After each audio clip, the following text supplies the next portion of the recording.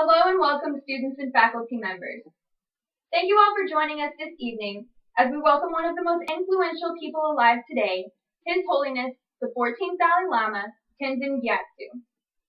Every year, despite opposing efforts from the Chinese government, His Holiness makes the long journey from India to the United States to share his wisdom about compassion, peace, love, and hope with those who are fortunate enough to hear his message.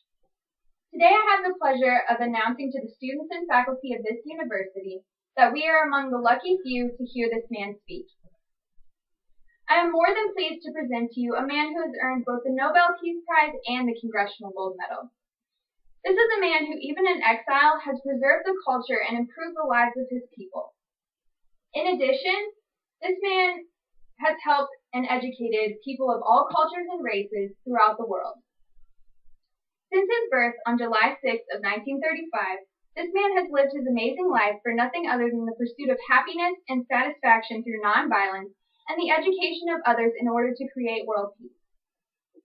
As a student of the University of Georgia, and as someone who has a deep respect and appreciation for our special guest tonight, I have been blessed with the invaluable opportunity of introducing you to His Holiness the 14th Dalai Lama, Tenzin Gyatso. Before His Holiness makes his appearance on our stage tonight, I will provide those of you who do not know his history with a brief explanation of the major events in his life that have led him to be with us today. According to Donald S. Lopez Jr., author of the Britannica Biographies article entitled Dalai Lama, XIV, the man we know today as the 14th Dalai Lama was not born into his life of fame and importance, but was actually born as the son of a simple farming man. When he was almost 5 years old, he was discovered by the Tibetan officials during their search for the child who would become Tibet's next Dalai Lama. After passing many tests, including identifying objects that once belonged to the 13th Dalai Lama, the young man, who was then known as Lamodon Grub, was named the next Dalai Lama.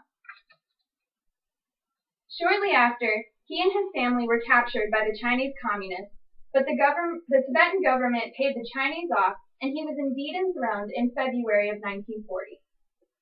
10 years later, in 1950, the communists who had taken control of China invaded Tibet, claiming it was part of the Chinese motherland.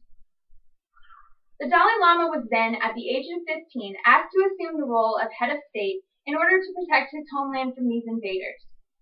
After several years of watching his homeland deteriorate with violence and destruction, the Dalai Lama was forced to flee to India so that he would not be captured or killed by the Chinese communists.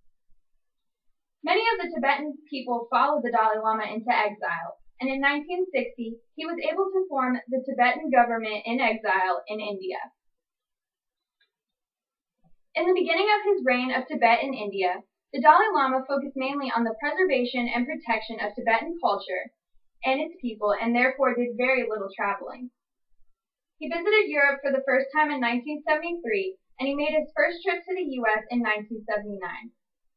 Since his first visit to the U.S., he has traveled to colleges and universities worldwide in order to educate others on Buddhism, the struggles of Tibet, compassion for others, and world peace.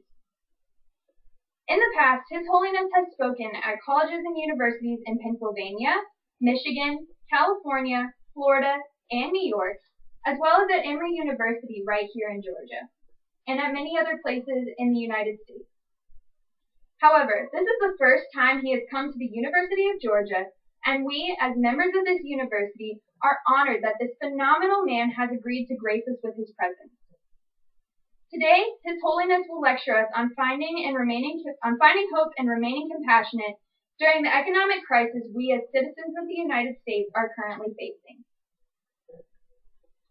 After viewing his public lectures, specifically his recent speech to the students at the University of Arkansas in May of this year, I can assure you that we are in for a real treat this afternoon.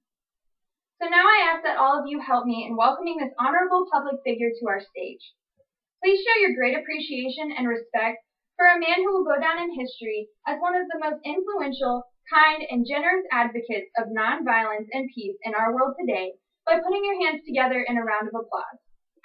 I now present to you the students and faculty of the University of Georgia, His Holiness the 14th Dalai Lama, Tenzin Gyatso.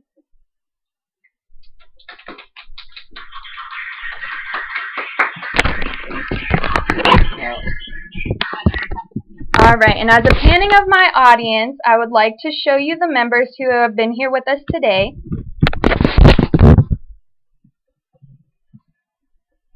And joining us via Skype are my parents, and unfortunately we lost 2 audience members due to an emergency. Hopefully that will be okay, and I thank you all for watching my speech today, and I wish you all good luck in your assignments.